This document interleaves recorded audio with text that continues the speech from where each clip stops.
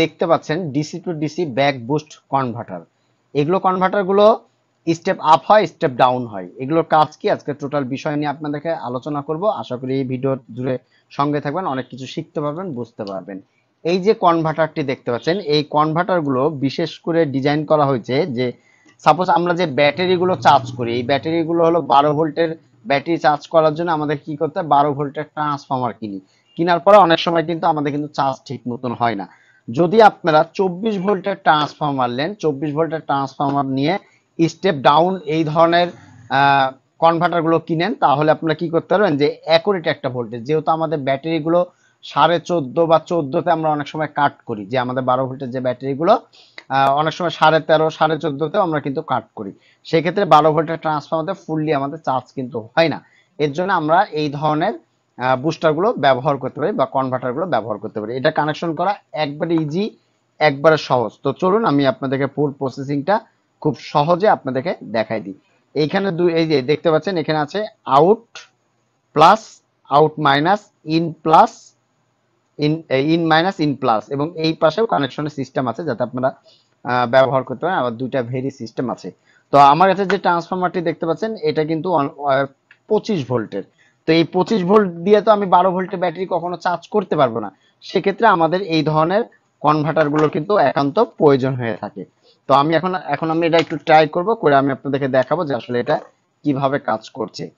এগুলো আপনারা বিভিন্ন ইয়াতে পেয়ে যাবেন, দারাজ বা বিভিন্ন সাইট গুলোতে আপনারা পেয়ে যাবেন। আর একটা কথা বলতে কি, আমি তো আর এগুলো ইয়া করি মানে এই কোনো স্পন্সর ভিডিও করি না যে আপনাদেরকে বলে দিলাম অমুক জায়গা থেকে আপনারা কিনে নেন।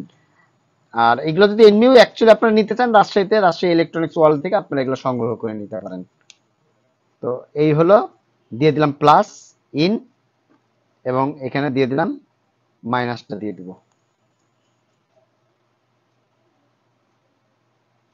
খুব কাজের একটা জিনিস এবং টিকসই ভালো। খালি শর্ট সার্কিট করা যাবে না, আউটপুট শর্ট সার্কিট করা যাবে না, তাহলে এই জিনিসটা আপনারা দীর্ঘদিন ব্যবহার করতে পারবেন।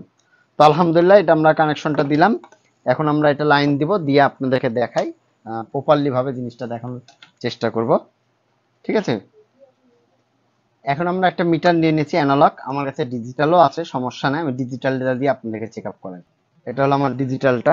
আমাকে অনেকজন কমেন্ট করে যে ভাই এই কম দামের আয়রন ব্যবহার করেন। ভাই আমার কাছে আয়রন দামিও আছে ভাই, ওগুলো কোনো বিষয় না, দেখাইতে হবে এমন কোনো জিনিস নেই। ঠিক আছে, যা দেখায় ওভাবে কাজ করতে হবে, যেটাতে ভালো লাগে আমার কাছে আমি সেটা দিয়ে করি সবসময়।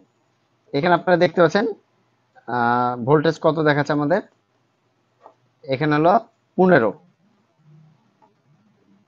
এখানে 15, তাই কি না? তো আমরা যদি এটাকে যদি একটু কমাই, কমাইলে আপনারা বুঝতে পারবেন। এই যে দেখুন, আমাদের ভোল্টেজ কিন্তু 13, 12। এই ট্রান্সফরমারটা হলো 24 ভোল্ট, এই 25 ভোল্টের। আমরা ভোল্টেজটা কিন্তু কমাই নিতে পারছি। আপনি যদি 12 ভোল্টের ব্যাটারি চার্জ দিতে চান, তাহলে মিনিমাম আপনারা কত দিবেন, 13.5 দেন, 13.5 দেন। এইরকম করে খুব সহজে এই ধরনের বুস্টার গুলো দিয়ে আপনারা খুব সহজে আপনারা এই কাজগুলো করতে পারেন। আর এইগুলোর দাম কত হবে, 450, 500, ভালো ব্র্যান্ডের হলে 700 টাকা হতে পারে, বিভিন্ন দামের হয়ে থাকে কোয়ালিটি অনুযায়ী। ঠিক আছে, তো আলহামদুলিল্লাহ খুবই ভালো একটা জিনিস। আপনারা চাইলে এই জিনিসগুলো দিয়ে এরকম 25 ভোল্টে বা 24 ভোল্টের ট্রান্সফরমার দিয়ে এই স্টেপ ডাউন এই কনভার্টার দিয়ে খুব সহজে যে কোনো জিনিস কাজগুলো করতে পারবেন। আসসালামাইকুম ভিউয়ার্স, কেমন আছেন? আশা করি সবাই ভালো আছেন, আমিও ভালো আছি। নতুন একটা ভিডিওতে আপনাদের সবাইকে স্বাগতম। আমি দীর্ঘদিন ধরে মোবাইল সার্ভিসিং করি। একটা ভাবছিলাম যে একটা পেন্সিল ডিজিটাল স্ক্রু ড্রাইভার আমি কেনার চিন্তা ভাবনা করেছিলাম। তো আমি অনেক জায়গায় দেখলাম অনেক রকম স্ক্রু ড্রাইভার, অনেকগুলো দাম 4000 আছে, 5000 আছে, 6000 আছে।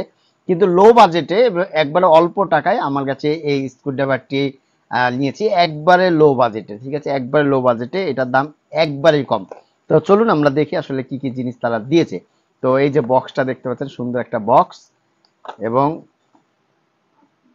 আমরা যদি এটা খুলি, খোলার পরে যে জিনিসটা আমরা দেখতে পাচ্ছি, এটা হলো আমাদের সেই হলো মেশিনটা আমি দেখাচ্ছি। এর সাথে আমাদের স্ক্রু খোলার জন্য বিভিন্ন রকম জিনিসগুলো দিয়েছে। আপনারা দেখুন এখানে আছে 1 2 3 4 5 6, এখানে 6টা, 1 2 3 4 5 6, সেম একই জিনিসই, একটা বড় দিয়েছে একটা ছোট দিয়েছে, মানে এক এক জায়গায় এক এক রকম ভাবে কাজ করার জন্য, ঠিক আছে। তো বিশেষ করে আমার কাছে যেটা সবসময় বেশি লাগবে সেটা পিএইচ 000, এটা এই যে প্লাস, এটা সবচেয়ে বেশি প্রয়োজন। আর আরেকটা বিষয় হলো, এটা দেখলাম আমি ম্যাগনেট সিস্টেমে, যে আমি যখন এটা এখানে দিয়ে দিচ্ছি দেখুন, এটা কিন্তু টেনে নিল। আর এটা যদি আমরা অন করি, এটা কিন্তু অন যদি করি তাহলে এখানে দেখতে পাচ্ছেন আমার এটা অন হচ্ছে। আমি যদি এটা লেফট রাইট, ঠিক আছে, আমি যদি দিই স্ক্রুটা দেখুন, এই যে এখানে দেখুন ডিসপ্লে দেখুন আবার কিন্তু নিচে চলে যাবে। এটা যদি উপরে দিই উপরে চলে যাবে। এখানে ডিজিট আছে, পাশাপাশি কটটুক চার্জ আছে, 4 ভোল্ট আছে, ঠিক আছে। এবং এই যে এইখানে 1 থেকে 5 পর্যন্ত স্পিড আছে। এই যে স্পিড গুলো দেখুন, 0.4 কিলোগ্রাম, তারপর 0.5 কিলোগ্রাম, এটা কিলোগ্রাম স্পিড না, এটা হলো কিলোগ্রাম, কটটুক কিলোগ্রামের হলো সে ইয়েগুলো খুলবে এইরকম করে। যে 3 গ্রাম আছে, হ্যাঁ 0.34। তো আমি সবসময় যেটা ব্যবহার করছি এই পর্যন্ত 0. এই যে 0.3-তে। তো চলুন এটা দিয়ে আমাদের কাজগুলো একটু আপনাদেরকে দেখাই। সেই কাজটা হলো, আমি এটা দিয়ে কালকে আলহামদুলিল্লাহ কাজ করেছি। আমি এইটা দিয়ে কিন্তু আমি মোটামুটি অলরেডি কিন্তু মোবাইলগুলো কিন্তু স্ক্রু খুললাম লাগালাম। এটা ধরার নিয়মটা আপনাদের স্ক্রু ড্রাইভারের মতন, আপনারা যে মোবাইল স্ক্রু ড্রাইভার যেটা থাকে সেম ওই একই কন্ডিশনে এইখানে হাত দিতে হবে আর এটা ধরতে হবে। তো এই যে লাগাই দিলাম, এই যে। তো স্মার্টফোন গুলো আমি যে এইভাবে লাগাইছি, এভাবে খুলেছি, ইয়া করেছি, তো এভাবে আমি দেখলাম যে আমার কাজের কিন্তু গতি বেড়ে গেল। আমার কাজ কিন্তু অনেকটা গতি কম ছিল, কিন্তু আমি যখন এইভাবে করলাম, শুরু করলাম, তখন দেখছি আলহামদুলিল্লাহ আমার কাজের গতি বেড়ে গেল। কাল আমি অর্ডার দিয়ে আনতে না আনতে এটা দিয়ে এত সুন্দর কাজ করছি, কল্পনার বাইরে। তো এই জিনিসটা আপনারা কোথায় পাবেন, টোটাল বিষয়টা আমি আপনাদের সাথে শেয়ার করছি। আপনারা এই শরৎ টেলিকম থেকে এই জিনিসটা নিয়ে নিতে পারেন, আমি তাদের কাছ থেকে নিয়েছি। এর আগে আমি এখান থেকে আয়রন নিয়েছি, অনেক কিছু নিয়েছি, মোটামুটি আমার কাছে কিন্তু অনেক টাকা কম নিয়েছে তারা, ঠিক আছে। তো আপনারা চাইলে এই দোকানে ভিজিট করতে পারেন আর এই ধরনের জিনিসগুলো তাদের কাছ থেকে আপনারা খুব সহজে নিয়ে নিতে পারেন। আলহামদুলিল্লাহ আমি যতগুলো প্রোডাক্ট তাদের কাছ থেকে নিয়েছি, কোনো সময় আমাকে কিন্তু তারা খারাপ দেয় না। আর একটা কথা বলি, এটা কিন্তু স্পন্সর না, আমি কোনো স্পন্সর ভিডিও করি না ভাই, আপনারা অনেকেই জানেন, ঠিক আছে। তো এই জিনিসগুলো কিনবেন, আপনাদের অনেক ভালো ভালো লাগবে। টাইপ সি আছে, খুব চমৎকার কাজের জিনিস। আপনাদের বাসাবাড়ির অণুগুলো হ্যাং করে কেন, আজকে টোটাল বিষয়টা আপনাদেরকে দেখাবো। এই যে ধুলাবালি দেখতে পাচ্ছেন, এই ধুলাবালির কারণে আপনাদের অণুগুলো খুব দ্রুত নষ্ট হয়ে যায়। আজকের ভিডিওটি সম্পূর্ণ দেখুন, ইনশাল্লাহ অনেক কিছু শিখতে পারবেন এই ভিডিওর মাধ্যমে। তো চলুন আমরা পরিপূর্ণ ভিডিও আপনাদেরকে দেখাই। এই যে অণুটা খুলছি, এই অণুটার কি অবস্থা হয়েছে সম্পূর্ণ বিষয়টা আপনাদেরকে দেখানোর চেষ্টা করছি। তো অণু অলরেডি খুলে ফেলেছি। অণু খোলার পরে দেখুন অণুর ভিতর কি পরিমাণ ময়লা। এরকম ধুলাবালি বা ডাস্ট যদি থাকে, ময়লা থাকে, তাহলে কি হবে, আপনার অণুটি কখনো কিন্তু কাজ করবে না।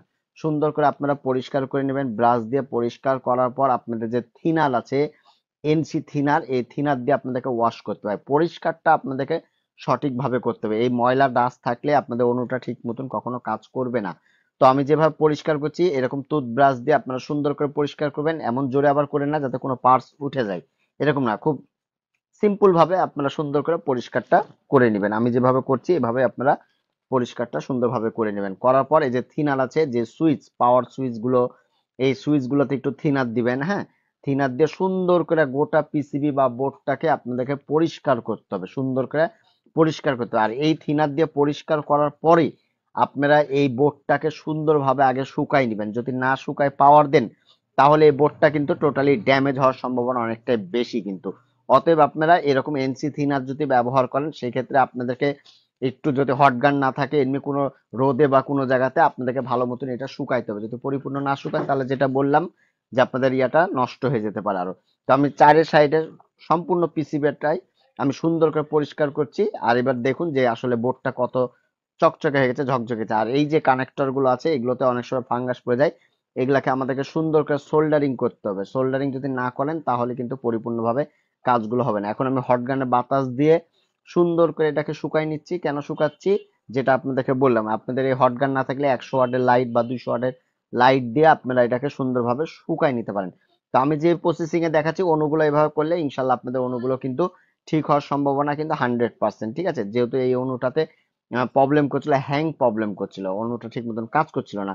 তো আমাদের যে লেজার যে সেকশনটি আছে এইখানে দেখতে পাচ্ছি এখানে ফাঙ্গাস পড়েছে, আমরা এই জায়গাটা একটু পেস্ট দিয়ে দিচ্ছি। পেস্ট দেওয়ার পরে এখানে সুন্দর করে আমরা সোল্ডারিং করব, তাতে করে কি হবে যে আমাদের ইয়াটা ক্লিয়ার ভাবে হবে, যেন কোনো রকম যদি ফল্ট হয় বা কোনো সমস্যা হয় সমাধান হয়ে যাবে কিন্তু, হ্যাঁ। তো এই যে দেখতে পাচ্ছেন আমরা সুন্দরভাবে সোল্ডারিং করবো। আপনারা এই জিনিসগুলো সোল্ডারিং করার সময় আবার খেয়াল রাখবেন যে সোল্ডারিং করতে করতে আবার কোনোটা একটার সাথে আরেকটা অ্যাটাচ না হয়ে যায়। যদি অ্যাটাচড হয়ে যায় তাহলে কিন্তু আপনাদের জিনিসটা ভালোর চেয়ে আরো খারাপ হয়ে যাবে।